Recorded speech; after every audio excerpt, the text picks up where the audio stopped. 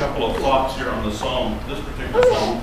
You notice it opens up with, "Blessed is the Lord my rock," which has Psalm echoes 144 with Deuteronomy chapter 32 and verse 30, which says, "How could one chase 1,000 and two put 10,000 to flight unless their rock had sold them and the Lord had surrendered them?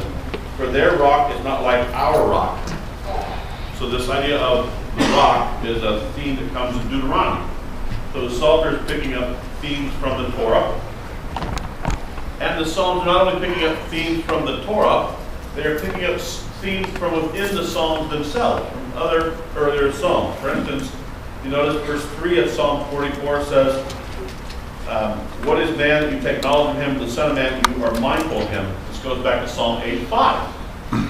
Psalm 8:5 says something very similar. Okay? Very similar language. Also in verse 9, "I will sing a new song to you." Throughout the Psalter, we have this concept of a new song, the song of redemption. And the book of Revelation picks up on this new song. It's in the Psalms, this concept of a new song. We'll talk more about that later on. And then notice verse 15. "Happy are the people who are in such a place. Happy are the people whose God is Lord." This word happy is ashrei, which is how the Psalter opened. Blessed is the man. So there's a connection in these Psalms with Deuteronomy, with other parts of the Psalter. In other words, the texts are talking to each other and are being informed by each other. They're picking up on themes that run throughout. So I can say it this way. The Bible is full of itself.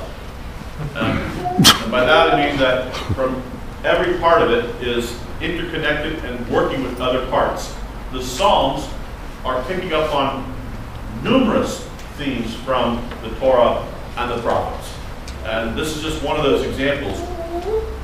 All the way through the Psalms, they are just going through and echoing and quoting other parts of the Scripture, other parts of the Psalms, and other parts of the Torah and the prophets. So it's our job to hear those echoes. Now, I'll give you an example of one.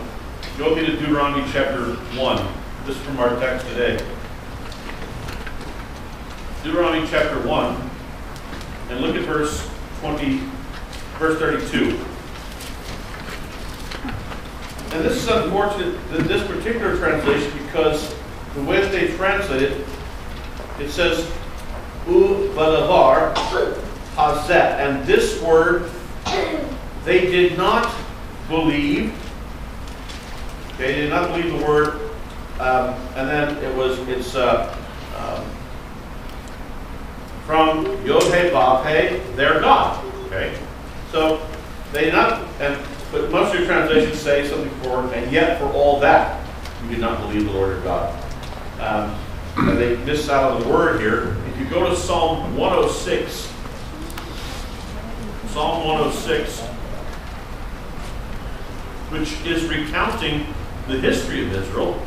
Psalm 106, and look at verse 20. Look at verse 24. "Then they despised the pleasant land; they did not believe his word." They did not believe his word. Goes back to Deuteronomy chapter 1, verse 32.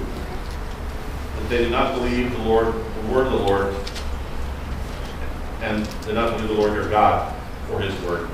So it's echoing the language of Deuteronomy. And the Psalms do this repeatedly, where they're picking up phrases and clauses from Deuteronomy, Exodus, Leviticus. And let me suggest to you that what the Psalter is an interconnected weave of phrases and clauses from the Torah that are put together and pieced together from different places. And there's all these hyperlinks, so that if you were to click on Psalm whatever and click on that, it would hyperlink to a part of the Torah or a part of the prophets. And you're meant to hear and to see these hyperlinks. But we often don't, because we don't read the Bible canonically. We tend to read it in isolation or in kind of individual fashion. So we're meant to hear the symphony, not just one instrument.